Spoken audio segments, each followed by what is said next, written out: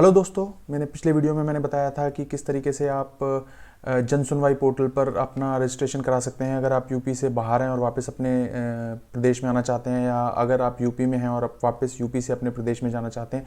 तो उस वीडियो पर आप देख सकते हैं बहुत सारे लोगों के कमेंट थे जहां पर लोग ये जानना चाह रहे थे कि विद इन यूपी, यानी कि यूपी में एक डिस्ट्रिक्ट से दूसरे डिस्ट्रिक्ट जाने का क्या प्रावधान है, या बहुत से लोगों को इस बारे में जानकारी चाहिए थी कि उनका रजिस्ट्रेशन हो गया है तो स्टेटस को कैसे चेक करें।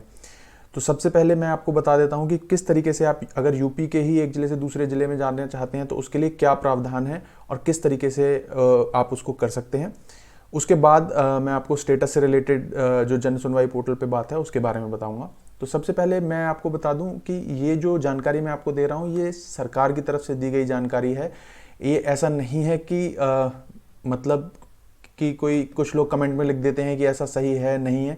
तो ये आप देख सकते हैं, आकाश तोमर जी हैं, उन्होंने अपने ट्विटर अकाउंट पर ये लिंक दिया है जहां पर उन्होंने ई पास एप्लीकेशन उत्तर प्रदेश, यानी कि अगर आप विद इन उत्तर प्रदेश यानी कि अपने प्रदेश के अंदर ही एक ज़िले से दूसरे ज़िले में जाना चाहते हैं तो इस लिंक पर आपको अप्लाई करना है। यहाँ पर उन्होंने बिल्कुल साफ बताया है कि ये सिर्फ एसेंशियल सर्विसेज, यानी कि जो ज़रूरी सामान से जो ज़रूरी सेवाएं हैं उनके लिए यहाँ पर आप पास अप्लाई कर सकते हैं, या कोई इमरजेंसी के केस में, मेडिकल इमरजेंसी के केस में आप पास अप्लाई कर सकते हैं।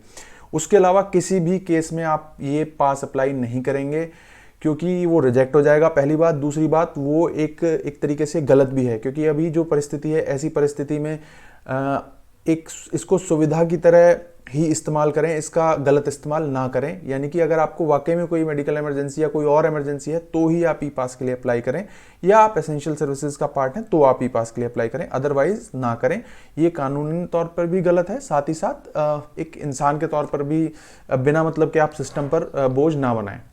तो इसका प्रोसेस है वो मैं आपको बता देता हूँ। लिंक जो है ये भी मैं लिंक भी वीडियो के डिस्क्रिप्शन में डाल दूंगा, वैसे लिंक भी मैंने हाईलाइट कर दिया है। यहाँ पर आपको एक तरीके से अपने मोबाइल नंबर से रजिस्टर करना है। उसके लिए आपको यहाँ अपना मोबाइल नंबर डालना है और उसके बाद जो नीचे एक ये जो कोड है उसको डालेंगे तो आप ओटीपी जनरेट करेंगे। ओटीपी के लिए यहाँ पर पोर्टल पे पहले ही बता दिया है कि 2 से 3 मिनट का समय लग सकता है, क्योंकि कई बार ये होता है कि आप ओटीपी डालने के लिए प्रेस करते हैं और ओटीपी नहीं आता और फिर आप कमेंट में लिखकर पूछते हैं कि ओटीपी नहीं आ रहा, पोर्टल नहीं चल रहा।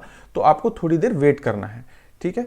तो अभी मैं अपना मोबाइल नंबर डालूंगा और उसके बाद मैं जनरेट ओटीपी करूंगा और फिर आगे की जो स्क्रीन है आप उस पर देख सकते हैं कि किस तरीके से आपको ओटीपी एंटर करना है।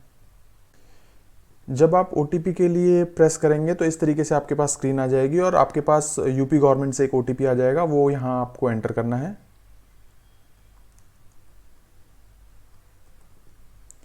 जब आप सबमिट बटन पर प्रेस करेंगे तो इस तरीके की यहाँ पर आपको स्क्रीन दिखाई देगी।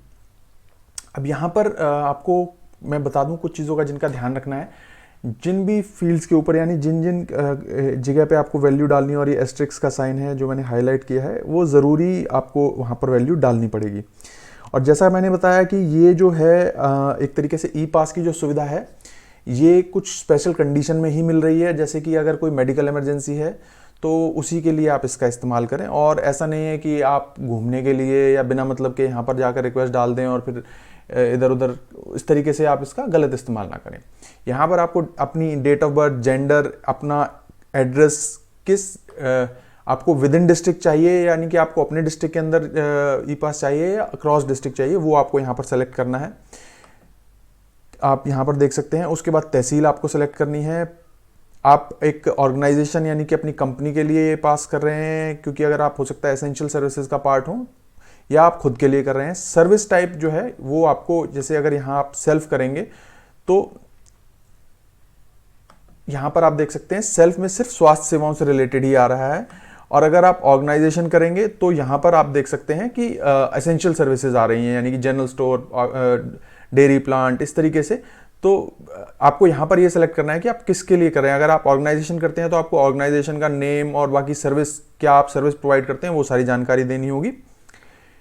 और अगर आप सेल्फ के लिए करते हैं तो यहाँ पर सिर्फ आपको एक तरीके से पेशेंट अगर कोई है, यानी कोई मरीज है, तो उसके केस में यहाँ आपको उनका एक तरीके से थोड़ी जानकारी देनी है, कहाँ आपने जाना है, किस डेट से किस डेट तक आपको चाहिए पास, वो एग्जाम्पल के तौर पर दिखाया है।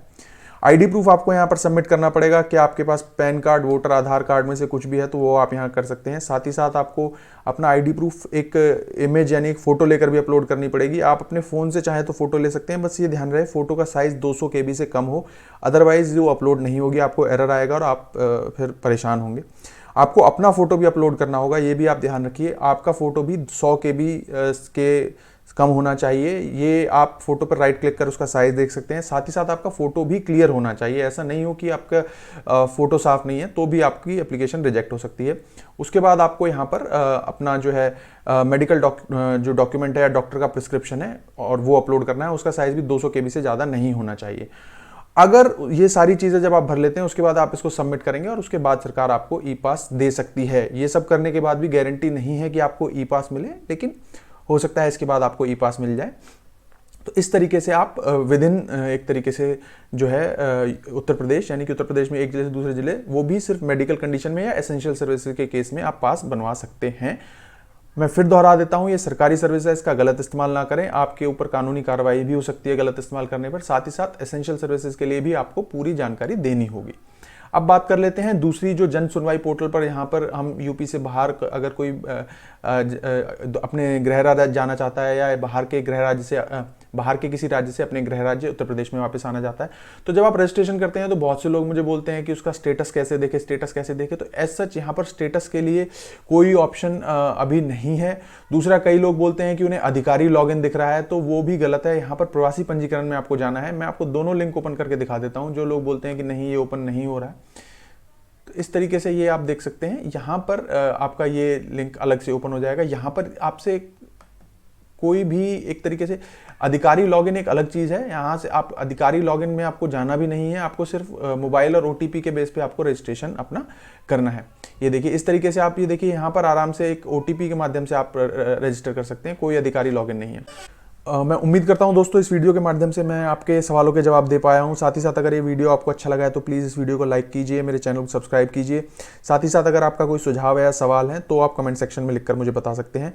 और मैं फिर से आपसे रिक्वेस्ट करूंगा कि प्लीज़ इन चीज़ों का गलत इस्तेमाल ना करें और इनका बहुत ही ज़रूरी होने पर इस्तेमाल करें, क्योंकि इस तरीके से आप एक जिम्मेदार नागरिक होने का फ़र्ज़ भी निभाएंगे।